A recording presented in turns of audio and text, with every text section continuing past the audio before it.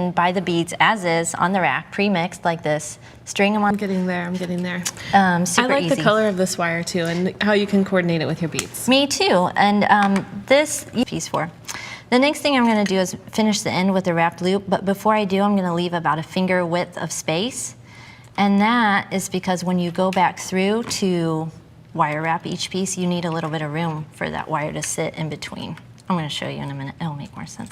Sure. So we're just going to finish this in another messy wrapped loop.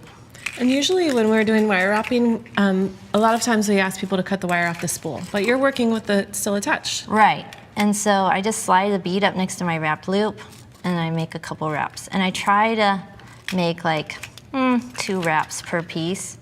Normally I would be working with this up against my chest, but since I was Since you're demonstrating? Yeah, this is like crazy. But you want to get a good amount of wire. I'll let you manage that over Sure. there.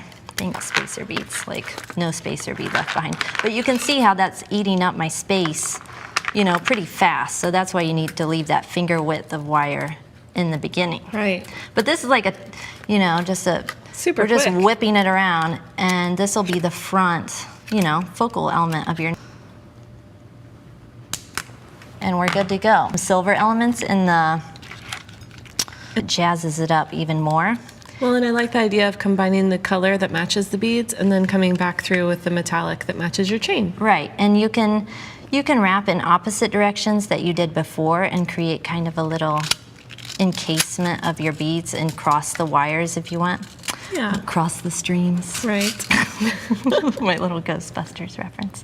Anyway, so you can keep wrapping all the way around, and I'm going to show you why this twisted wire is super awesome, because when we get to attaching it to the chain. Okay. Almost there. And then trim the wire, and for that I'm using 18 gauge too, but it comes in 20 gauge or a couple other gauges. But then you're going to want to kind of reform it a little bit so it has that nice curve. That looks good. Yeah. And then if you look at my chain from a design element, this has a twisted link touch to it, so it looks good with the wire, don't you think? Definitely. And I could use a jump ring too, but I like these strong links. It goes with the thickness of the wire. Yeah, I think it's definitely one of the advantages of using unsoldered chain too, is that you don't have to use the jump ring there. I totally agree. And then we'll just make. It sure is really quick. This would make a great last minute gift. Yeah, oh, yeah. Yeah. And, you know, the chain comes in all different colors and metals. Clasp with some sparkles. I like how it kind of matches these beads. Sure does. So for that, I'm going to use some tinier jump rings. Okay. And One open. whole necklace, start to finish. I'm saying, Why not? it's impressive, right? Yes, and it's, you know what? Anytime you can show off your favorite beads too, and a little bit of wire wrapping and chain, it's good with me. And I am hooked on these beads right now, these big focal.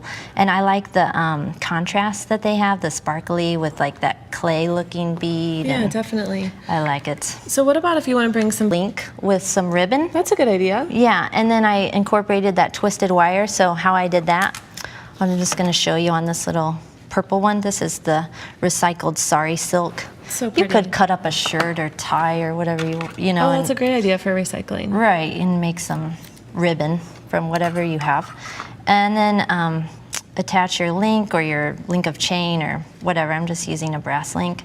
Okay. And then you can, let me get a little space here to work. And then you can tie it in a knot, or you can just kind of fold it over and get it that squishy look. And then you're gonna just bring your twisted wire in. Mm-hmm. And You're just, using 20 gauge, but you could use any gauge really for this. you could.